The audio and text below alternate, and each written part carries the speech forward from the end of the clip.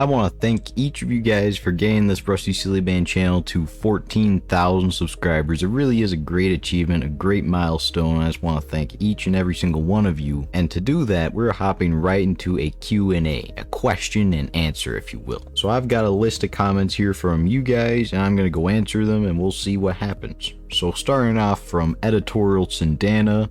How did you learn to program in Roblox Studio and scripting? Now, my answer to this one: practice. Ultimately, you can go figure out what all the syntax does and means, but if you don't practice that at all, you're never going to get as far as someone that does practice. And practicing is the one thing that will cement everything that you do learn into your brain. Watch tutorials if you will, or if you want to, but then use that knowledge you just got from the tutorial and go make something with it. Like if you just learned how to use the .touched event or whatever, then go make a kill part. Or if you just learned how to use tables and data stores or whatever, then go try and create one of those data stores where you can save certain values to a player. Ultimately, just try and expand on what you just learned through practice, and you'll learn a lot. That's at least what I did. So you just take whatever you're learning and then you just put it right into practice afterwards, and you just learn. The next comment is from Kyle Mariano, and he is asking, where can I start? He's looking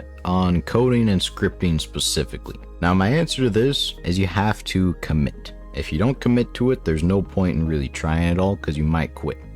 So you have to say, hey, I'm going to go ahead and do this for the next week, for the next few months even. I'm just going to dedicate 20, 30 minutes, maybe even an hour a day just to watching one tutorial, maybe two tutorials, and then putting that into practice. And that's where you're going to learn the most, through that consistency, through that practice, all throughout those hours and days that you pour into it. And eventually it'll all add up. So yeah, where can you start? I would say start off by committing to a certain goal, whether that be 20, 30 minutes a day in scripting. And then just watch basic tutorials, and then right after those tutorials, put what you just learned into practice. Whether that be a printing tutorial, you go print out a ton of print statements. Whether that be a function tutorial where you start making your own functions and variables and stuff like that, you get the point. So ultimately, get started with your tutorials, get started with consistency, and you'll be good to go. That anime developer is asking how I got started with development. Now, this is a little of an interesting question here because I've always had a passion for creating. I first started off blacksmithing, and it was great and all, but I realized I wanted to go more into a digital type of creation. So that's when I got into web design, learning HTML, CSS, just stuff like that. Ultimately just having a ton of fun, but still wasn't what I wanted to do. Now, a friend of mine had done Roblox Studio at the time, and he invited me over to his house one time. We were just messing around, making all sorts of random stuff inside Roblox Studio, but it was a ton of fun. And so I wanted to learn more about it, so I looked up a tutorial for it, and there was a gnome code tutorial there, so I looked at the gnome code tutorial, and I learned a lot from him. Then I went out to make my own game, Pineapple Tycoon, which is my first game actually, and that's when I started my YouTube channel. So I kind of just got started when my friend introduced me to it, and I kind of just fell in love really. After that, I started learning different sorts of skills, so scripting, building, modeling, so that's how I got started. Capia is asking, what does the process of creating such a tutorial, example is the Tycoon, look like? What does it look like in terms of scripting when you have nothing except hello world, and also in terms of mechanics and animations? So the first thing I do when making a tutorial is I always think, what's the title for my video? Take the Tycoon as an example, how to make a Tycoon in Roblox Studio. That's a pretty simple title. So now I have my end result in mind, and then I have where I'm currently at. Now you go through and you play a Tycoon just to get an idea of what a Tycoon needs. You realize, hey, we're gonna need buttons, we're gonna need droppers, we're gonna need upgraders, just stuff like that. And then when you're in Roblox Studio, you just think of the layout. Like, I want to have everything nice and organized, so I'll put them in specific folders. I want to have a .touched function for each of the buttons, because that's where I'm going to run the function off of, which will buy the rest of the items. You know, I want droppers to do this every 3 seconds, so you use a while loop. Ultimately, it's just, you want to think of your end result in mind the entire time, while you're scripting even. You want to think, what do I want this dropper to behave like? What do I want this button to do when it gets touched? What do I want this to do?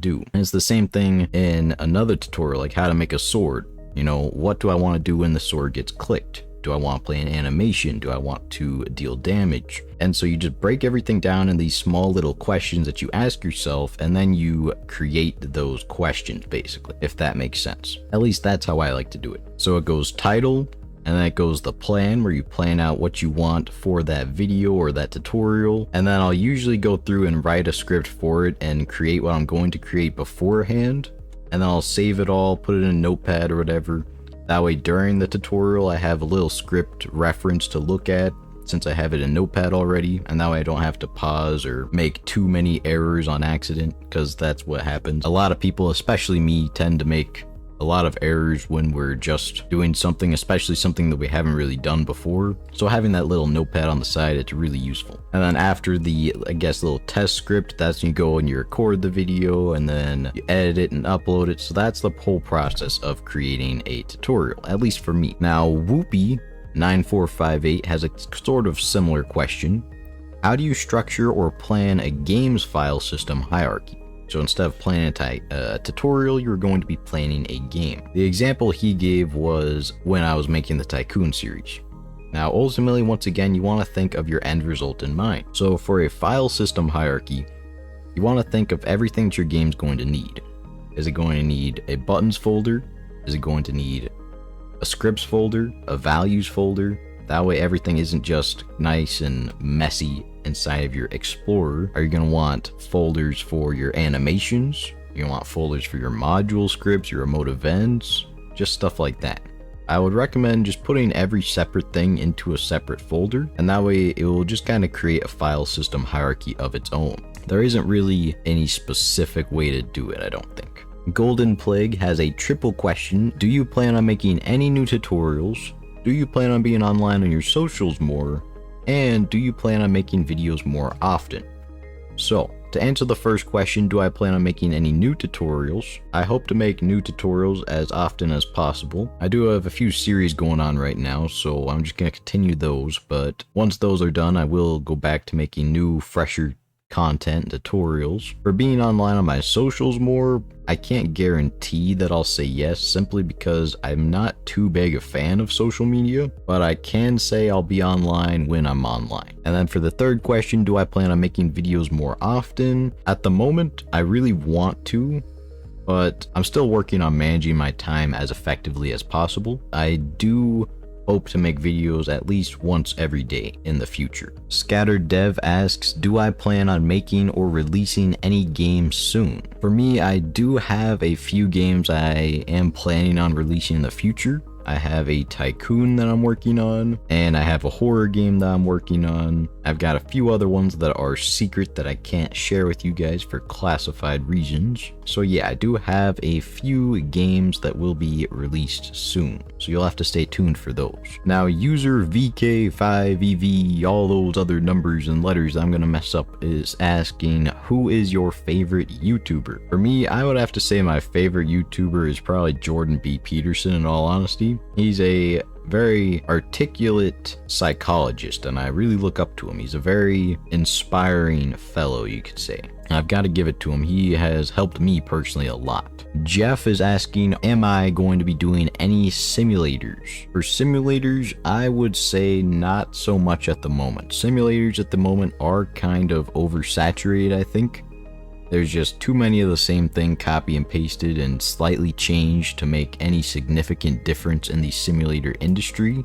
However, if you do have like a really good idea, I'm sure you could make it, but I'm not probably going to be doing any simulators soon unless it's for a tutorial. Now, user VK5EV, I'm going to mess up the rest of the letters, is asking another question. He's asking, how old am I? And I'll be honest with you, I simply don't feel comfortable sharing that online. But if it helps, I am still in high school. Varo1581 is asking that I know Roblox from what? I don't even know where I found Roblox. I believe my older brother introduced me to it when I was crazy young. Like you can see right here, the join date on my account is from 2012, which was 12 years ago now. I can't tell you where I found Roblox or how I joined it really, because that was a long time ago. But yeah, if I had to guess, it was probably because someone introduced me to it and I have just played it ever since. And last but not least, what is my IQ? So after taking a simple IQ test, it looks like I got a score of 104, so nothing special at all. I'm just an average guy. Anyways guys, I want to thank you so much for watching this video. If you enjoyed it just as much as I did, please make sure you like, subscribe, and comment down below. Once again, thank you for 14,000 subscribers. Let's try and get to 20,000 subscribers by the end of April. But until then, I'll see you in the next video.